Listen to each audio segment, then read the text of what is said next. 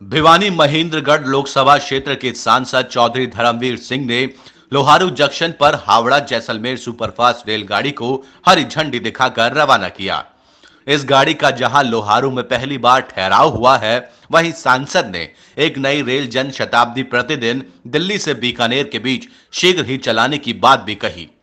क्षेत्र के लोगों ने सांसद धर्मवीर सिंह व गाड़ी के चालक दल का गर्मजोशी के साथ स्वागत किया। सांसद ने आज किसानों से भी मुलाकात की और बिजली बिल कटौती सहित सरकार की विभिन्न कल्याणकारी योजनाओं की जानकारी दी।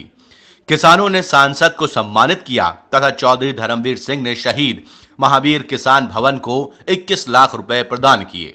इस मौके पर उन्होंने कहा कि सरकार ने बिजली रेट घटाकर तथा एमएसपी बढ़ाकर ऐतिहासिक काम किया है। देखो, इससे बहुत बड़ी रियायत मिलेगी और बिजली निगम को भी फायदा होगा। हमने लगभग 13 विधानसभाओं में इसी प्रकार की मीटिंग करके लोगों की राय ली। माननीय मुख्यमंत्री जी ने जो टैरिफ लागू की है वो 200 यूनिट तक मात्र 2.5 रुपये लगेंगे।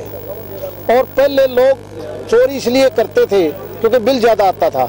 जब से 200 यूनिट का फैसला लिया है तो मान के चलो कि हर आदमी कंज्यूमर 200 यूनिट से ज़्यादा बिजली खर्च नहीं करेगा, गरीब आदमी। और इसके बाद भी जो खर्च करता है तो 200 के बाद वही मिनिमम लगेगा, बाद में बढ़ावा लगेगा। और इसके ऊपर जो फायदा दिया है पीछे का, वो ये मान के चलो कि 1 किलोवाट के ऊपर जिसमें 40 यूनिट होती हैं वो केवल 2 रुपये 70 पैसे के हिसाब से। और अगर मान लिया किसी ने 2 किलोवाट का कनेक्शन ले रखा था और वो डिफॉल्टर था कई साल से, तो उसको केवल लगभग 225 रुपये महीने के हिसाब से गलड़ा क्लियर करवाना है।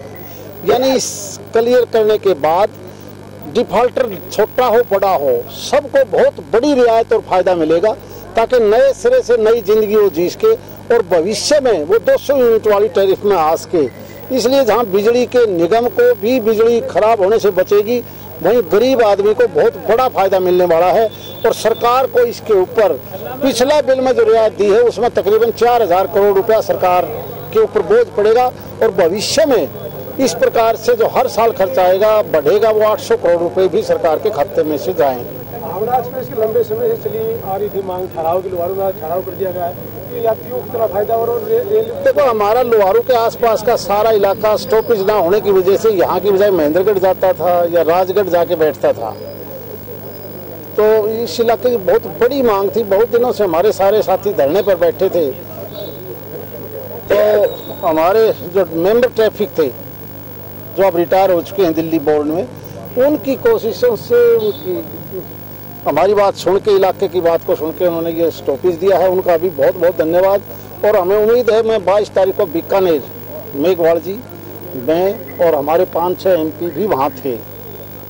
और एक नई ट्रेन के लिए हमें पूरा यकीन है कि वो नई ट्रेन एक्सप्रेस के नाम से, राजधानी के नाम से या जन शताब्दी के नाम से दिल्ली से बीकानेर डेली अप डाउन एक नई ट्रेन हमें मिलने जा रही है। जैसा कि उन्होंने हमारे को विश्वास दिलाया, उसके बाद हमें और ज़्यादा फायदा।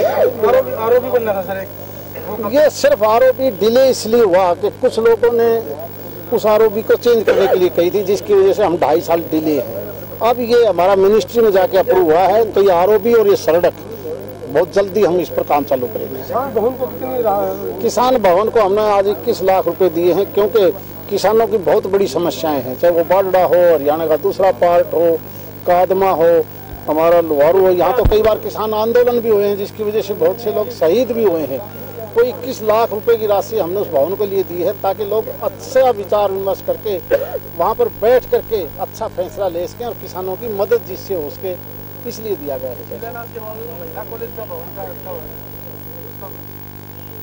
ये पिछले 5 साल से पैसा आया हुआ है, इसमें दोहराए नहीं। कहीं ना कहीं इसमें छोटी मोटी बातें आने की वजह से ये जगह स्थान के ऊपर है। इसलिए हमारी तो केवल एक कोशिश है, जब सारा शहर जहाँ चाहता है वहाँ कॉलेज बने, ताकि इलाके को फायदा।